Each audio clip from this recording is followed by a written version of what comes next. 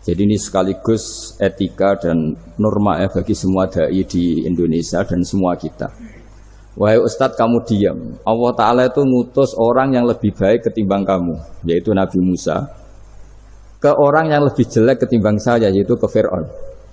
Itu saja harus pakai etika, faqula lahu qawlan layyinan. Kamu harus ngomong yang halus.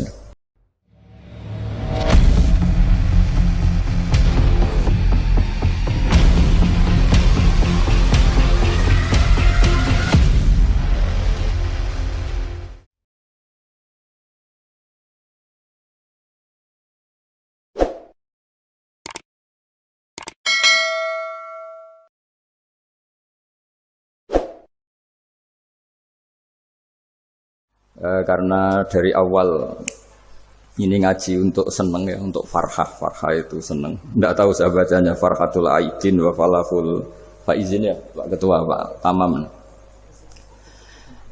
Saya cerita sedikit tentang seneng ya, al-farah ya. Dalam Islam seneng itu sudah ibadah. Jadi di antara ibadah terbaik manusia itu seneng. Jadi kalau analoginya kita dikasih rumah teman atau mertua atau guru atau siapa saja, hal paling menjengkelkan itu ya sudah dapat gratisan gerutu itu geremeng. Nah ini kita sudah pakai buminya Allah itu gratis, pakai airnya ya gratis, pakai oksigen ya gratis, kok masih gerutu, itu sudah jadi hamba yang nggak bener itu. Jadi bayangkan kalau kita pakai oksigen bayar, pakai buminya bayar, pakai airnya bayar semua, kayaknya kita tidak mampu membayar, dan kita sama Allah hanya disuruh ikrar, disuruh sujud. Pentingnya ilmu satu, bahwa itu akan menjadikan satu perilaku. Misalnya begini ya, dulu itu kiai-kiai Jawa zaman dulu itu berpatokan, karena dulu pemerintahan Hindia Belanda, seorang lagi masih pemerintahan Hindia Belanda, itu dalil yang sering diutarakan itu sebaik-baiknya umara itu yang datang ke ulama, terus sejelek-jeleknya ulama itu yang datang ke umara. Tapi semenjak pemerintahan Indonesia dan kemudian ditandai beberapa tokoh kayak Gus Wahid putra Kiai Hasyim jadi Menteri Agama, ada Gus Wahid putra Kiai Wahab juga jadi Menteri Agama, ada Kiai Fathur Rahman keluarga Mbah Maimun, keluarga Sarang juga pernah jadi Menteri Agama. Kemudian bersamaan dengan itu dibangunlah satu pegangan ilmu.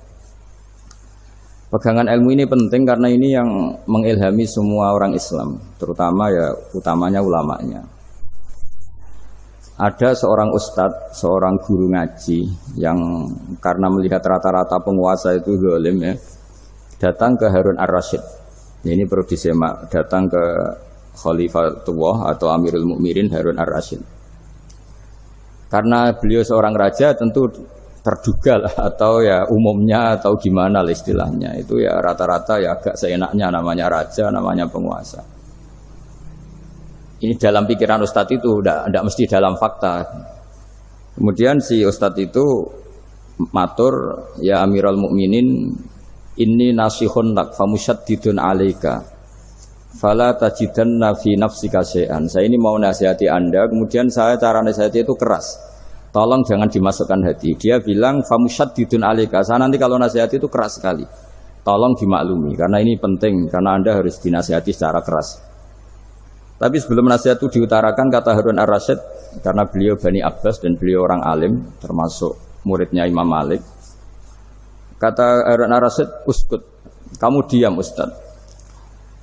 Inna Allaha ta'ala arsala man huwa khairun minka ila man huwa syarrun minni wa ma'adzalika yaqulu Allahu ta'ala faqula lahu qawlan layyinan la'allahu yatadzakkaru aw yakhsha. Jadi ini sekaligus etika dan norma bagi semua dai di Indonesia dan semua kita.